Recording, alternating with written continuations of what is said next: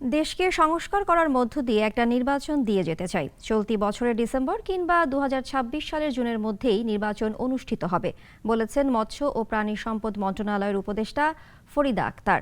দুপুরে মৌলভীবাজারের শ্রীমঙ্গলে বাইক্যাবিল মৎস্য অভয়াশ্রম পরিদর্শনে গিয়ে তিনি এ কথা বলেন।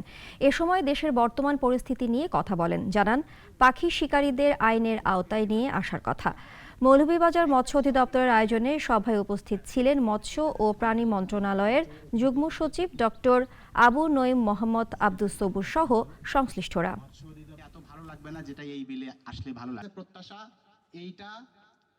একটা ঘোষণা হলো যে ডিসেম্বরের মধ্যে একটা নির্বাচন দিতে পারেন, আর যদি পুরো যে সংস্কারগুলো খুব জরুরি সেটা যদি পুরো না হয় এবং রাজনৈতিক দলগুলো একমত হয়, তাহলে হয়তো বা সর্বশেষ ডেট হলো ২৬শে জুন, এর বাইরে যাবে না।